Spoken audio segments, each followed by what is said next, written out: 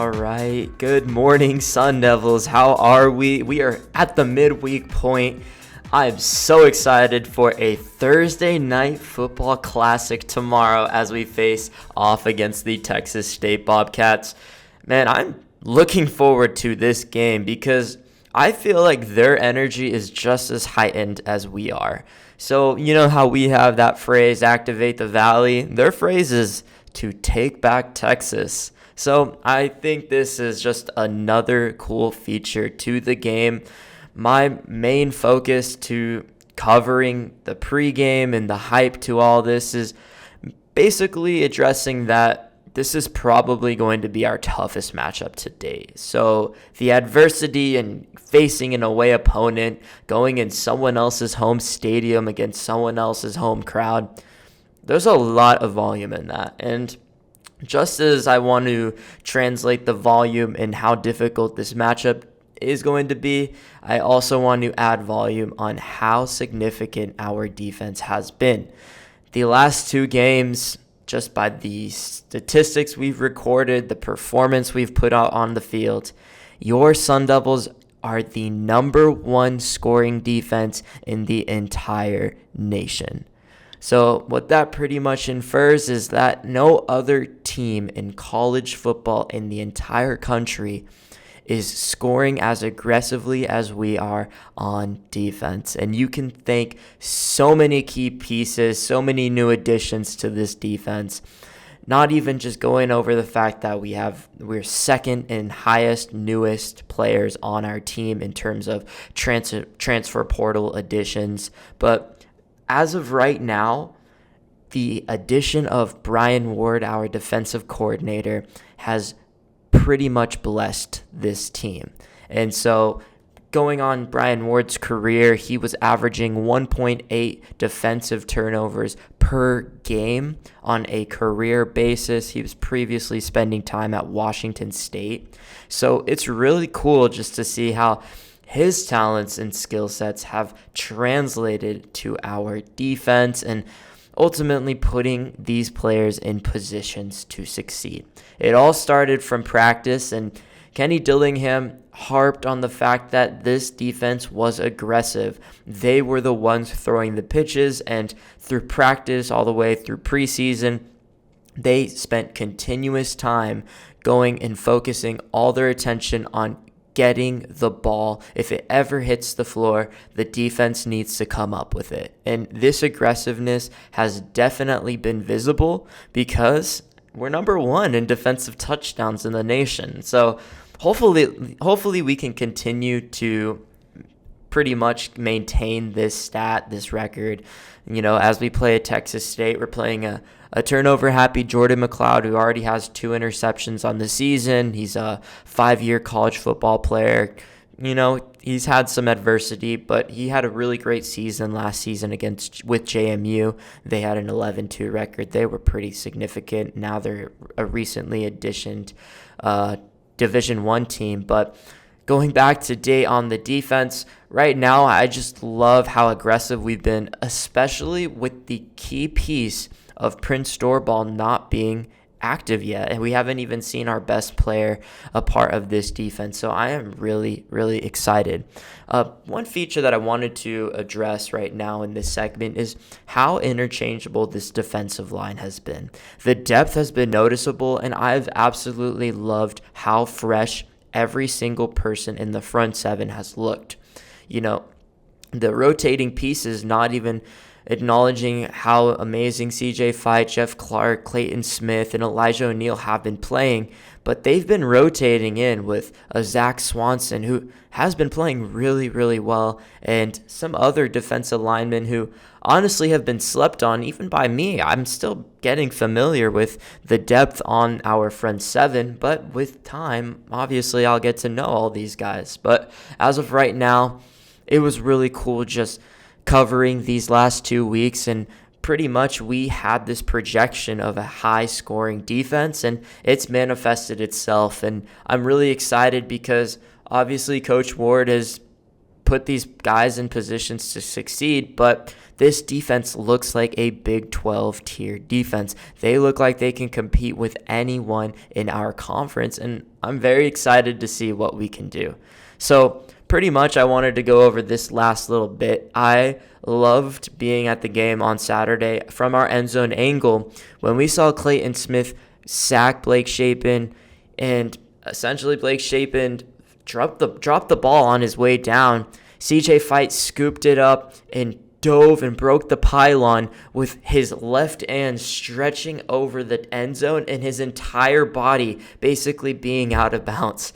It was really cool to see, but CJ Fite earned a Big 12 Defensive Player of the Week award, and I'm excited that we're able to host two talented players recognized by our conference for their amazing games on Saturday.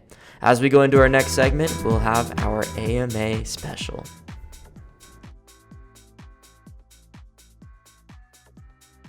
And in today's AMA special, we have a question from Jerry, and he asks, who has been the most impressive player on defense? Who has caught you off guard?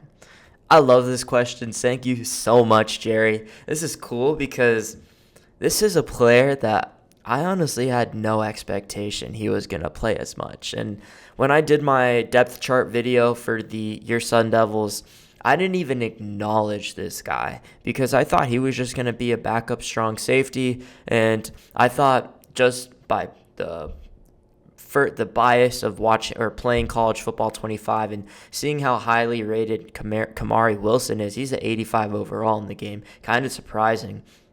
It's really cool because I slept on this guy, and it is none other than Miles Rouser.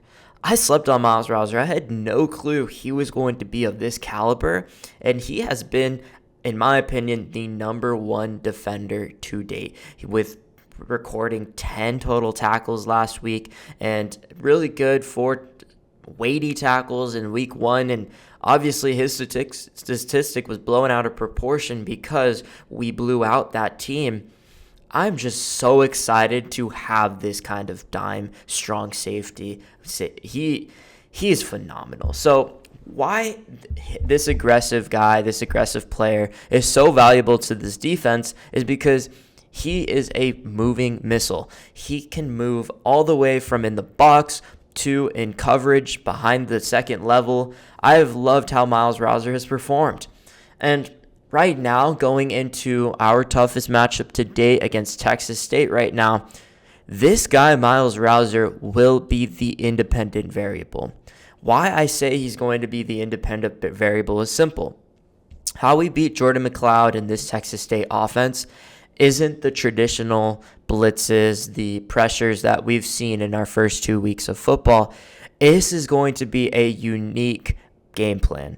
The game plan will entail alternative pressures. So we're going to have to send these slot cornerbacks like a Miles Rouser, or I've been impressed with Cole Martin, but we're going to have to send these guys with these alternative pressures. So we're going to have to stunt some of these defenders in which they're going to put off the impression that they're just blitzing 4, but we're going to send a Miles Rouser off the edge to hit the blind side of Jordan McLeod. What we really need to do is we need to apply pressure and stress out Jordan McLeod because we already know what their game plan is going to be. They're not going to do the traditional pocket passing. Let's see Jordan McLeod dice up our zone coverage.